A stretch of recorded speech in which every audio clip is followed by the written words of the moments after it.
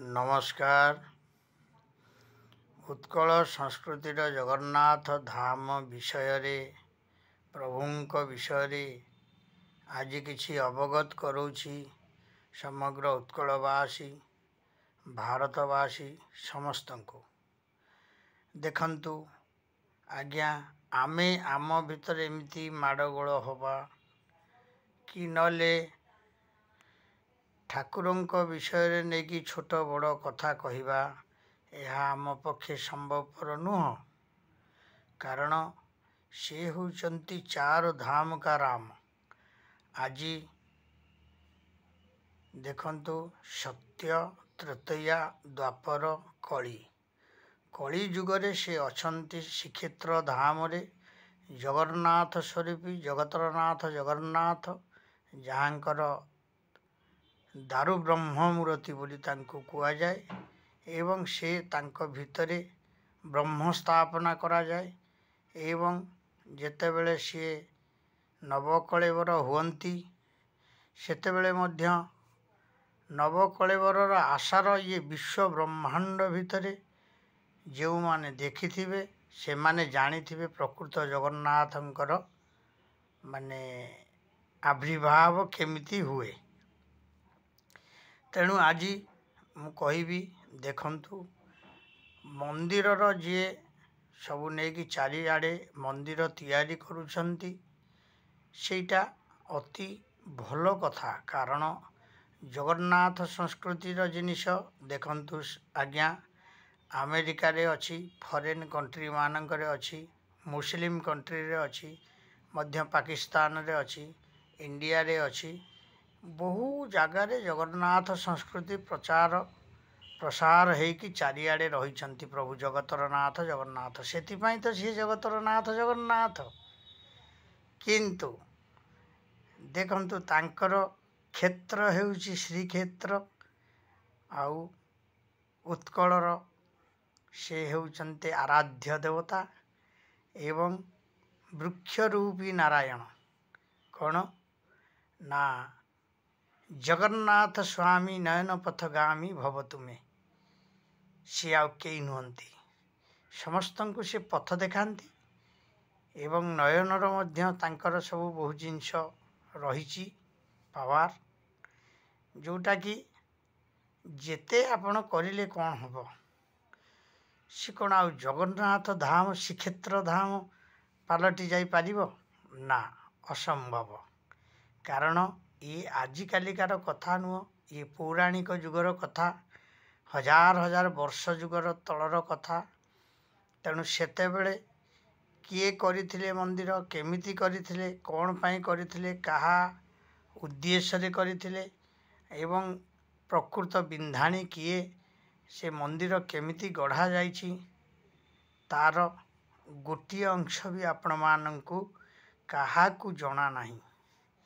किंतु से जी गढ़ी थिले सी ही जानिचंती, से बिंधाणी जानिचंती प्रकृत जगन्नाथंकर श्री मंदिर कौठू केते बाट लागिछि, कौठू केते बाट अछि, केते तांकर होची माने रत्न भंडार केते बाटू को लंबीछि, समुद्र सहित तांकर कौन सुसंपर्क, समुद्र देव होचंती तांकर कौन, मेघनाद पाचिरीर मूल्य कौन, 22 पाहाचर मूल्य कौन, नीलाचक्रर मूल्य कौन, श्रीमंदिर मूल्य कौन, चतुर्द्वार मूल्य कौन एवं केउ केउ द्वार केउ केउ जगुआली अछंती तार मूल्य कौन एवं से कि प्रकार लीला खेला सब लगे श्रीक्षेत्र धाम रे तार मूल्य कौन ताकू से निजे ही जानिछंती।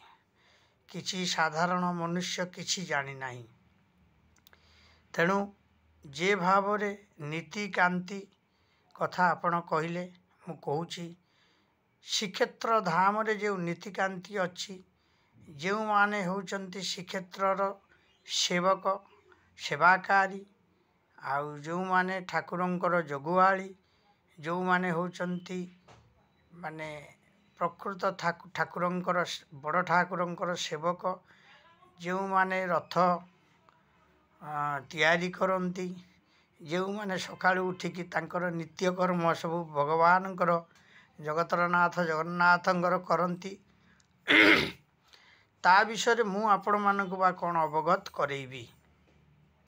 ତେବେ ଗୋଟିଏ ଜିନିଷ, ଆଜି ମାନେ ସମଗ୍ର ଭାରତବର୍ଷରେ ବହୁ ମନ୍ଦିର ହେଇଛି। ଏଥିରେ ଦୁଃଖ କରିବାର କ'ଣ ଅଛି? ଗୋଟିଏ ମନ୍ଦିର, ତା ଭିତରେ ଗଢ଼ିଲେ ମମତା ବାନାର୍ଜୀ, ପଶ୍ଚିମବଙ୍ଗର ମୁଖ୍ୟମନ୍ତ୍ରୀ। ଏଥିପାଇଁ ଦୁଃଖ କରିବାର କିଛି ନାହିଁ, କାରଣ ଯେତେ ଗଢ଼ିଲେ ସେଇ ଜଗନ୍ନାଥ ସଂସ୍କୃତିର ତାଙ୍କ ନାଁ କ'ଣ ଆଉ ଅଲଗା କିଛି ଦେଇପାରିଲେ କି? ମମତା ବାନାର୍ଜୀ ଯିଏ ଗଢ଼ିଛନ୍ତି ପଶ୍ଚିମବଙ୍ଗର ମୁଖ୍ୟମନ୍ତ୍ରୀ, ସେ କ'ଣ କିଛି ଅଲଗା ନାଁ ଦେଇପାରିଲେ କି? ତାଙ୍କର ସେଇ ନାମରେ ନାମିତ ହେଲା ଜଗତର ନାଥ ଜଗନ୍ନାଥଙ୍କର ମନ୍ଦିର ବୋଲି। ଭଲ ହେଇଛି, କିଛି ଅସୁବିଧା ନାହିଁ। ସମୁଦ୍ର କୂଳରେ ସେ କରିଛନ୍ତି, କିନ୍ତୁ ସିଏ ଯେଉଁ ଜିନିଷଟାକୁ କହୁଛନ୍ତି ଯେ ମୁଁ ଏଠି ଏଇଆ କରିବି ସେଇଆ କରିବି ସେଇଆ କରିବି, ମୋର ଅର୍ଥ କିଛି ଜଗନ୍ନାଥଙ୍କ ପାଖରେ ନାହିଁ। ସେଇ ଜଗତର ନାଥ ଜଗନ୍ନାଥ ନିଜେ କୁହନ୍ତି ମୁଁ। ସିଏ ସମସ୍ତଙ୍କର ସିଏ ହେଉଛନ୍ତି ଆରାଧ୍ୟ ଦେବତା। ମାନେ ଏଇ ଯେଉଁ 36 ପାଟକ, 36 ପୂଜକ, ଯେଉଁ ପଣ୍ଡା ବଡ଼ିଆରୀ, ପ୍ରତ୍ୟାହାରୀ, ସେବିକା, ଆଉ ମହାରଣା ସେବକ, ପଣ୍ଡା ସେବକ, ମିଶ୍ର ସେବକ, ଦାସ ମହାପାତ୍ର ସେବକ, ଖୁଣ୍ଟିଆ ସେବକ, ରୋଷ ସେବକ, ମାଳି ସେବକ, ନାନାଦି ପ୍ରକାର ସେସବୁ କରିକି ରଖିଛନ୍ତି। ଆଗ ଯୁଗରୁ, ଆରାଧ୍ୟ ଯୁଗରୁ, ପ୍ରଥମ ଯୁଗ ଆରମ୍ଭରୁ ତାକୁ ଆମେମାନେ କେହି ଦେଖି ନାହାନ୍ତି। ଯେତେ ଦିନର ବୟସ ଆମର, ଆମେ ସେତିକି ଦେଖିଛନ୍ତି। ଆଉ ଯାହା ଆମ ପୂର୍ବପୁରୁଷାନ୍ତ ଅନୁସାରେ ଆମେ ଯାହା ଶୁଣିଛନ୍ତି, ଆମେ କିଛି ଦେଖି ନାହାନ୍ତି। କିନ୍ତୁ ଯିଏ କହୁଛନ୍ତି ସିଏ କୁହନ୍ତି କ'ଣ ନା, ପ୍ରଭୁ ଜଗତର ନାଥ ଜଗନ୍ନାଥ ନିଜେ ମଧ୍ୟ କହିଛନ୍ତି, କରି କରାୟୁ ଥାଇ ମୁହିଁ ମୋବିନୁ ଅନ୍ୟ ଗତି ନାହିଁ। ତେଣୁ ସିଏ କରୁଛନ୍ତି, ସିଏ କରଉଛନ୍ତି। ଆଉ ଯେବେ ଆପଣମାନେ ଗୋଟିଏ ଜିନିଷକୁ ସବୁବେଳେ ଲକ୍ଷ୍ୟ ରଖିବେ, ସମସ୍ତଙ୍କୁ ମଧ୍ୟ ଏହି ବିଷୟରେ ଅବଗତ କରାହେଉଛି। ଆଜି ଶ୍ରୀକ୍ଷେତ୍ର ଧାମ ଇଏ ହେଉଛି ଯୁଗ ଯୁଗାନ୍ତରର ଶହ ଶହ ହଜାର ହଜାର ବର୍ଷର ଶ୍ରୀକ୍ଷେତ୍ର ଧାମ। ସେ ଧାମରେ ଲୀଳା ଖେଳା ପ୍ରଭୁ ଲୀଳାମୟ ଜଗତର ନାଥ ଜଗନ୍ନାଥ, ବଡ଼ ଭାଇ ବଳିଆର ଭୁଜ, ଭଗିନୀ ସୁଭଦ୍ରା, ସୁଦର୍ଶନ, ଇଏ ଚତୁର୍ଦ୍ଧାମୂରତି। ସେ ମାନେ କେଉଁ କାଳରୁ ସେ ତାର ଲୀଳା ଖେଳା ଲଗେଇ ଆସିଛନ୍ତି ସେ ଶ୍ରୀକ୍ଷେତ୍ର ଧାମରେ। ଦେଖନ୍ତୁ, ମାଳିକାରେ ମଧ୍ୟ ବର୍ଣ୍ଣିତ ଅଛି, ପ୍ରଭୁ ଛତିଆ ଯିବେ, ଟ୍ରେନରେ ବସିକି ଯିବେ, ଏଇଆ ହେବ ସେଇଆ ହେବ, ସବୁ ନାନାଦି ପ୍ରକାର ମାଳିକାରେ ମଧ୍ୟ ବର୍ଣ୍ଣିତ ଅଛି ଯେ ଏସବୁ ଜିନିଷ ପ୍ରଭୁଙ୍କର, ପ୍ରଭୁ ହିଁ କରିବେ, ଆମେ କିଛି ନୁହଁ। ଆମେ ମନୁଷ୍ୟ। ସବୁବେଳେ ଭଗବାନ କୁହନ୍ତି ମନୁଷ୍ୟ ହେଉଛି ନିମିଷକେ ମାତ୍ର। ଆରେ ଆଜି ମମତା ବାନାର୍ଜୀ ଯେବେ ଗୋଟେ ମନ୍ଦିର କରିଦେଲେ, ଏଥିରେ କ୍ଷତି କ'ଣ? ଠିକ୍ ଅଛି, ଦାର୍ଶନିକ ଜାଗା, ଲୋକ ଯିବେ, ଦର୍ଶନ କରିବେ। ଦର୍ଶନ କରିକି ସେ କ'ଣ ଅଲଗା ମାନେ ଠାକୁରଙ୍କ ନାଁ ଧରିକି ମୁଣ୍ଡିଆ ମାରିବେ କି? ମୋତେ ଗୋଟିଏ କଥା କୁହନ୍ତୁ। ସେଇ ଜଗତର ନାଥ ଜଗନ୍ନାଥଙ୍କ ନାମକୁ ଧରିକି ମୁଣ୍ଡିଆ ମାରିବେ। ଆଉ ସିଏ ଯେଉଁ କହୁଛନ୍ତି ମହାପ୍ରସାଦ, ଏ ମହାପ୍ରସାଦ ଯେବେ ପ୍ରଭୁ ଜଗନ୍ନାଥଙ୍କର ଦୟା ହେବ, ଜଗନ୍ନାଥଙ୍କର ମାନେ ଆଶୀର୍ବାଦରେ ହେବ, ତାହେଲେ ମହାପ୍ରସାଦର ଗନ୍ଧ ସେଠାରେ ନିଶ୍ଚୟ ବାସିବ ଦିନେ ନା ଦିନେ। ଆଉ ଯେବେ ଜଗନ୍ନାଥଙ୍କର ଦୟା ନଥିବ ନା, ଆଜ୍ଞା ଆମ ଭିତରେ ଆମେ ଏମିତି ଜଗନ୍ନାଥଙ୍କ ନାମକୁ ନେଇକି ଟଣା ଅଟରା ହେଇ, ମାନେ ମଝିରେ ଆପଣମାନେ ଜାଣିଥିବେ ସେଇ ମମତା ବାନାର୍ଜୀ କହୁଥିଲେ ରସଗୋଲା ଭୋଗ ଆମାର, କିନ୍ତୁ ତାହା କ'ଣ ପରିଚିତ ହେଲା? ଜଗନ୍ନାଥଙ୍କର ରସଗୋଲାଟି ହେଉଛି ଜଗନ୍ନାଥଙ୍କର ଭୋଗ। ତେଣୁ ରସଗୋଲା ଭୋଗ ହେଉଛି ଜଗନ୍ନାଥଙ୍କର। ହାରିଗଲେ। ତେଣୁ ସିଏ ଏବେ କହୁଛନ୍ତି ଯେ ଡିଟୋ ଜଗନ୍ନାଥଙ୍କର ମନ୍ଦିର ବନେଇଛି ମୁଁ ବୋଲି କହୁଛନ୍ତି। ତେଣୁ ସିଏ ତାଙ୍କର ସେ କଥା ଜଗନ୍ନାଥ ପୂରଣ କରିବେ ନ କରିବେ ସେଇଟା ଜାଣିଥିବେ। ତେଣୁ ଜଗନ୍ନାଥ ଯେବେ ନ ଚାହିଁବେ ସେ ଆଗଥରକ ମୁଖ୍ୟମନ୍ତ୍ରୀ ହେବେ ବୋଲି କ'ଣ ତା କରିହେବ? ଆଉ ସିଏ ଯେବେ ଆଜି 2 ଥର 3 ଥର ମୁଖ୍ୟମନ୍ତ୍ରୀ ହେଇଥାନ୍ତି, ତାଙ୍କର ଜଣେ ଭାଇ ହେଉଛନ୍ତି ଆମର ସେ ବାଢ଼ଗ୍ରାହୀ, ମାନେ ଠାକୁରଙ୍କର ବଡ଼ ଠାକୁରଙ୍କର ସେବକ ଜଗୁଣି ଦାସ ମହାପାତ୍ର, ତାଙ୍କୁ ସେ ଭାଇ କରିଛନ୍ତି। ତାଙ୍କରି ଜଗନ୍ନାଥଙ୍କ ଆଶୀର୍ବାଦରୁ ସେ 2 ଥର 3 ଥର ମୁଖ୍ୟମନ୍ତ୍ରୀ ପଶ୍ଚିମବଙ୍ଗଳାର ହେଲେଣି। ଯେବେ 3 ଥର ମୁଖ୍ୟମନ୍ତ୍ରୀ ହେଇଥାନ୍ତି, ତାଙ୍କର ଯେବେ କିଛି ଆଉ ଥାଏ ସୁଝିବାରେ ଜଗନ୍ନାଥଙ୍କ ପାଖରେ, ଆପଣ ଏଇ ଜିନିଷ କାହିଁ ଚିନ୍ତା କରୁନାହାନ୍ତି? ଜଗନ୍ନାଥଙ୍କ ପାଖରେ ଯେବେ କିଛି ସୁଝିବାକୁ ଥାଏ, ତାହେଲେ ଏଇ ରୂପରେ ସେ ସୁଝି ଦେଇକି ଯିବେ। ଆଗଥରକୁ ସେ ମୁଖ୍ୟମନ୍ତ୍ରୀ ନ ରହି ଥାଇପାରନ୍ତି। ତେଣୁ ଜଗତର ନାଥ ଜଗନ୍ନାଥ ତାଙ୍କୁ କହିଦେଲେ, ସଦ୍ବୁଦ୍ଧି ଦେଲେ, ନାଇଁ ତୁ ଗୋଟିଏ ମନ୍ଦିରଟେ ସେଇଠି କରିଦେ, ତୋର ଜୀବନ ମାନେ ସବୁଦିନ ପାଇଁ ଚିରସ୍ମରଣୀୟ ହେଇକି ରହିବ ଜନତାଙ୍କ ପାଖରେ। ତାକୁ ଭଗବାନ ହିଁ ଜାଣିଛନ୍ତି, ଜଗତର ନାଥ ଜଗନ୍ନାଥ ଜାଣିଛନ୍ତି। ଆଉ ଆମର ଇଏ ହେଉଛନ୍ତି ଦାରୁଦିଅ ବିଗ୍ରହ, ଇଏ ହେଉଛନ୍ତି ମଙ୍ଗଳାଙ୍କର ଆଶୀର୍ବାଦରୁ, ମଙ୍ଗଳାଙ୍କର ମାନେ ଦଇତାପତି, ମଙ୍ଗଳାଙ୍କ ପାଖରେ ଅଧିଆ ପଡ଼ନ୍ତି। ମା ମଙ୍ଗଳା ସ୍ୱପ୍ନାଦେଶ ହୁଅନ୍ତି କେଉଁ ବୃକ୍ଷରେ ସିଏ ଅଛନ୍ତି, ତାଙ୍କର ଲକ୍ଷଣ କ'ଣ, ଶଙ୍ଖ ଚକ୍ର ଗଦା ପଦ୍ମ ସବୁ ଲକ୍ଷଣ ଦେଖିକି ସେଇ ବୃକ୍ଷକୁ ସେମାନେ ଯାଆନ୍ତି। ବୃକ୍ଷ ସୁନା କୁରାଢ଼ୀରେ କଟାଯାଏ ଏବଂ ପୂଜା ଯଜ୍ଞ ହୋମ ସେଠାରେ କରାଯାଏ। ତାପରେ ସେଠୁ ସିଏ ବୃକ୍ଷକୁ କାଟିକି ନେଇକି ଆସନ୍ତି ଶ୍ରୀକ୍ଷେତ୍ର ଧାମକୁ। ଶ୍ରୀକ୍ଷେତ୍ର ଧାମରେ ତିଆରି କରାଯାଏ ବିଗ୍ରହ। ତେଣୁ ସିଏ ତ ସେ ଜିନିଷ ବି କରିନାହାନ୍ତି। ସିଏ କ'ଣ କାଷ୍ଠରୂପୀ ନାରାୟଣ? ଆମର ହେଉଛନ୍ତି କାଷ୍ଠାରୂପୀ ନାରାୟଣ। ତେଣୁ ବୃକ୍ଷରୁ ବାହାରିଥିବ ସେ ବୃକ୍ଷରୂପୀ ନାରାୟଣ ଆମର। ତେଣୁ ସିଏ କରିଛନ୍ତି ପଥରରେ କରିଛନ୍ତି ନା। ତାହେଲେ କେମିତି? ପ୍ରଥମେ ଦେଖନ୍ତୁ, ସେଇଠି ତ ଆମର କଟିଗଲା ନା। ଜଗନ୍ନାଥ ପଥରରେ ତିଆରି କରିଛନ୍ତି ମାନେ କ'ଣ? ତେଣୁ ସେଇ ଜିନିଷକୁ ଆପଣମାନେ ଭାବନ୍ତୁନି। ଐତିହାସିକ ଜାଗାରେ କେହି ଯେବେ ଜଣେ ଐତିହ୍ୟ ତିଆରି କରିବାକୁ ଚାହୁଁଛି, ସେ କରୁ, ତାକୁ ବାଧାପ୍ରାପ୍ତ କେହି ଦିଅନ୍ତୁ ନାହିଁ। କିନ୍ତୁ ତା ମାନେ ନୁହଁ ଯେ ଜଗତର ନାଥ ଜଗନ୍ନାଥଙ୍କର ଶ୍ରୀକ୍ଷେତ୍ର ଧାମ ସେ ହେଇଯିବ କ'ଣ ନା ଆପଣଙ୍କର ଯେଉଁ ଦୀଘାରେ ଯେଉଁ କରିଛନ୍ତି ଜଗତର ନାଥ ଜଗନ୍ନାଥଙ୍କ ଶ୍ରୀକ୍ଷେତ୍ର ଧାମ, ସିଏ ହେଇଯିବ। କିନ୍ତୁ ସିଏ ରହିବ ଶ୍ରୀକ୍ଷେତ୍ର ଧାମ ରହିଲେ ମଧ୍ୟ ତା'ର ନାଁ ରହିବ ଦୀଘା, ଚନ୍ଦନେଶ୍ୱର, ପଶ୍ଚିମବଙ୍ଗଳା। କିନ୍ତୁ ଆମର ଶ୍ରୀକ୍ଷେତ୍ର ଧାମ ପୁରୀ। ଆଉ ପୁରୀ କ'ଣ ହେଇପାରିବ ସିଏ? ଆଜ୍ଞା, ପୁରୀ ହେଇପାରିବ କି? ନାହିଁ। ତେଣୁ ଆପଣମାନଙ୍କ ଭିତରେ ପ୍ରଭୁ ଜଗତର ନାଥ ଜଗନ୍ନାଥଙ୍କୁ ନେଇକି ଏମିତି କାଦୁଅ ଫୋପଡ଼ା ଫୋପଡ଼ି ହେବା କିଛି ଆବଶ୍ୟକ ନାହିଁ। ସେ ହେଉଛନ୍ତି ବିଶ୍ୱର ଠାକୁର, ବିଶ୍ୱର ଦେବତା, ଜଗତର ନାଥ ଜଗନ୍ନାଥ। ସିଏ ହେଉଛନ୍ତି ଆମର ଓଡ଼ିଶାର ଉତ୍କଳର ପ୍ରାଣବିନ୍ଦୁ, ପ୍ରାଣକେନ୍ଦ୍ର। ଆଉ ସିଏ ଉତ୍କଳରେ ଅଛନ୍ତି ଏବଂ ରହିବେ। କେତେ ଦିନ ରହିବେ, କେତେ ଦିନ ଲୀଳାଖେଳା କରିବେ, ସିଏ ନିଜେ ହିଁ ଜାଣିଛନ୍ତି। ଆପଣମାନେ ହେଉଛନ୍ତି ସେବକ, ସେବିକା। ତାଙ୍କ କାମ କରିବା ପାଇଁ ଆପଣ ନର୍ତ୍ତକୀ ରୂପରେ ନାଚ କରିପାରନ୍ତି, ମାନେ ରୋଷେଇଆ ରୂପରେ ନାଚ କରିପାରନ୍ତି, ସୁଆର ରୂପରେ ନାଚ କରିପାରନ୍ତି, ପଣ୍ଡା ପଢ଼ିଆରୀ ରୂପରେ ନାଚ କରିପାରନ୍ତି। ନାନାଦି ସେବକ ଆପଣମାନେ ସବୁ। କିନ୍ତୁ ଜଗତର ନାଥ ଜଗନ୍ନାଥ ହେଉଛନ୍ତି ଜଣିଏ। ସିଏ କାଷ୍ଠରୂପୀ ନାରାୟଣ। ସିଏ ଶ୍ରୀକ୍ଷେତ୍ର ଧାମରେ ଅଛନ୍ତି। ଆଉ କେଉଁ ଧାମକୁ ସେ ଏବେ ଯିବେ ନାହିଁ। ତେଣୁ ଏହା ମାଳିକାରେ ବର୍ଣ୍ଣିତ ହୋଇଛି। ସେ ଯାଇ ଯେବେ ଯିବେ, ଛତିଆ ବଟ ଯିବେ, ସେଇଠାରେ ତାଙ୍କର ସବୁ ଲୀଳାଖେଳା ପୁଣି ଆରମ୍ଭ କରିବେ। କାରଣ ଆପଣ ଜାଣିଥିବେ, ଶ୍ରୀକ୍ଷେତ୍ର ଧାମରେ ଯେଉଁ ଦେବାଦେବୀ ମନ୍ଦିର ଅଛନ୍ତି, ତାଙ୍କଠୁ ଗୋଟିଏ କମ୍ରେ ଅଛି ବିରଜା କ୍ଷେତ୍ର, ନାଭି କ୍ଷେତ୍ର ଯାହାକୁ କୁହାଯାଏ। ମା ବିରଜାଙ୍କ ପାଖରେ କ୍ଷେତ୍ରରେ ସେ ଗୋଟିଏ ମାନେ ଦେବ ଅଂଶ କମ୍ ଅଛି। ସେଇ ଦେବ ଅଂଶ ଯେଉଁଦିନ ପୂରଣ ହେବ, ପ୍ରଭୁ ସେଠାକୁ ଯିବେ ବୋଲି ମାଳିକାରେ ବର୍ଣ୍ଣିତ ଅଛି।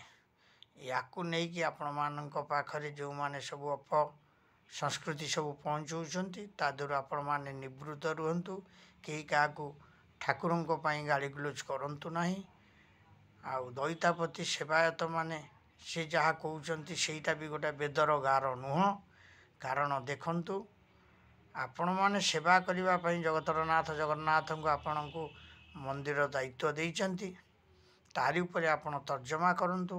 ଆମ ଶ୍ରୀକ୍ଷେତ୍ର ଧାମ ସବୁବେଳେ ଶ୍ରୀକ୍ଷେତ୍ର ଧାମ ହେଇକି ରହିବ। ଆମର ଜନବସତି କେତେବେଳେ ପ୍ରଭୁଙ୍କ ପାଖରେ କମିବନି। 60 ଫୁଟ ଆମର କେତେବେଳେ ଫୋପଡ଼ା ହେବନି। ଯେବେ ଚାହିଁବେ ପ୍ରଭୁ ଫୋପାଡ଼ିବାକୁ ପୋତିବାକୁ, ଆପଣ କ'ଣ ତାକୁ ଅଟକେଇ ପାରିବେ? ଆପଣ ତ କହୁଥିଲେ ରକ୍ତ ଛିଟା ପଡ଼ିଲେ ମହାସ୍ନାନ ହୁଏ। ଏଇଟା ହେଲେ ମହାସ୍ନାନ ହୁଏ। ଅମକେଇ ଜିନିଷ ହେଲେ ମହାପ୍ରସାଦ ସବୁ ପୋତାଯାଏ। ଆପଣ ତ ନିଜେ କହୁଛନ୍ତି ନା। ତେଣୁ ଯିଏ କରୁଛି ସେ ତାର କରେଇବନି। ଆଉ ସେ ଯିଏ କରଉଛି ସେଠି ମନ୍ଦିରଟିଏ, ସେ ସେଠିକି ଯିବେ ନ ଯିବେ, ଭଲ ମନ୍ଦ କରିବେ, ସେ ତାର ବିଚାର କରିବେନି। ଆଉ ମମତା ବାନାର୍ଜୀ କରିଦେଲେ ଠିକ୍ ଅଛି, ସେ ଚିରସ୍ମରଣୀୟ ହେଇକି ରହିବେ ବୋଲି କରିଥିବେ। ଯଦି ଭାବନା ଚିନ୍ତାଧାରା ହିସାବରେ ସେ ତାଙ୍କର ଚିରସ୍ମରଣୀୟ ତାଙ୍କୁ କରିବେ ନ କରିବେ, ତାକୁ ଜଗତର ନାଥ ଜଗନ୍ନାଥ ବୁଝିବେନି। ଆପଣମାନେ ଆପଣଙ୍କ ଭିତରେ ଏଇ ଯେଉଁ ସବୁ ଅପ୍ରୀତିକର ଜିନିଷ ସବୁ ଆରମ୍ଭ କରୁଛନ୍ତି, ୟା ଦ୍ୱାରା ସବୁ ବେଶୀ ବୋଲିବାଣୀ ହେବ। ଆଉ ଆପଣଙ୍କର ଯେଉଁ ଶ୍ରୀକ୍ଷେତ୍ର ଧାମରେ ଜଗନ୍ନାଥଙ୍କୁ ଲୋକ କେତେବେଳେ ହୀନିମାନ କରିବେନି। କିନ୍ତୁ ଆପଣମାନଙ୍କର ଏଇ ଯେଉଁ ସବୁ ନିଜ ନିଜ ଭିତରେ ଫୋପଡ଼ା ଫୋପଡ଼ି ହେଲେ, ୟାକୁ ନେଇକି ଅନ୍ୟ ଅନ୍ଧଭକ୍ତମାନେ ଯେଉଁମାନେ ଅଛନ୍ତି ସେଇମାନେ ଆପଣମାନଙ୍କୁ ଆଟାକ୍ କରିବା ଆରମ୍ଭ କରିବେ। ତେଣୁ କେହି କିଛି ନୁହଁ। ମାନେ ସେଇ ଗୀତା ଭାଗବତରେ ମଧ୍ୟ ବର୍ଣ୍ଣିତ କରିଛନ୍ତି, କେହି ରହିନାହିଁ ରହିବ ନାହିଁଟି ନବରଙ୍ଗ ଭୂମି ତଳେ, ସର୍ବେ ନିଜ ନିଜ କର୍ମ ସାରି ପୁଣି ବାହୁଡ଼ିବେ ଯେଯାବେଳେ। ଏହାକୁ ଆପଣମାନେ ସବୁ ଦେଖିବେ। ମୁଁ ପଠଉଛି ମାନେ ଆପଣ ଟିକେ ଶୁଣିବେ, ସମୟ ଦେବେ। ଯେବେ ଲାଇକ୍ଟିଏ ହୁଏ କି ସେୟାରଟିଏ ହୁଏ କି ସବସ୍କ୍ରାଇବ୍ଟିଏ ହୁଏ ଆପଣ କରିବେ। ଏହା ମୋର ଗୋଟିଏ ନିଜସ୍ୱ ମତାମତ। ତେଣୁ ଓଡ଼ିଶାରେ ପ୍ରଭୁ ଉତ୍କଳରେ ପ୍ରଭୁ ଶ୍ରୀକ୍ଷେତ୍ର ଧାମରେ ଜଗନ୍ନାଥ ସ୍ୱରୂପୀ କାଷ୍ଠରୂପୀ ନାରାୟଣ ଏବଂ ବୃକ୍ଷରୁ ସିଏ ବାହାରିଛନ୍ତି। ତେଣୁ ସେ ହେଉଛନ୍ତି ଲିମ୍ବ ଗଛର, ତାଙ୍କର ହେଉଛି ଆବିର୍ଭାବ। ତାଙ୍କର କେମିତି ଜୀବନ୍ୟାସ କରାଯାଏ, ତାଙ୍କୁ କେମିତି କ'ଣ କରାଯାଏ, ତାକୁ ସବୁ ତାଙ୍କ ନିର୍ଦ୍ଦେଶରେ ହିଁ ହୁଏ। ଆଉ ଯେବେ ମମତା ବାନାର୍ଜୀ କରିଥିବେ ମନ୍ଦିରଟିଏ, ତାଙ୍କୁ ଯେବେ ନିର୍ଦ୍ଦେଶ ହେଇଥିବ କରିଥିବେ, ଅସୁବିଧା କ'ଣ ଅଛି? କିଛି ଅସୁବିଧା ନାହିଁ। ତେଣୁ ଅଭଡ଼ା 60 ଫୁଟ ଆମର ରନ୍ଧା ହେଉଛି। ଏବେ ସେଇଠି 60 ଫୁଟ ରନ୍ଧା ହେଇଥାଏ, ବଡ଼ ଭାଗ୍ୟର କଥା, ସୌଭାଗ୍ୟର କଥା। କିଛି ଅସୁବିଧା ନାହିଁ। କିଛି ଲୋକଙ୍କୁ ପ୍ରଭୁ ଜଗତର ନାଥ ଜଗନ୍ନାଥଙ୍କ ନିର୍ଦ୍ଦେଶରେ ଯେବେ ସେଠାରେ ଅଭଡ଼ା ମିଳେ, ଭଲ କଥା।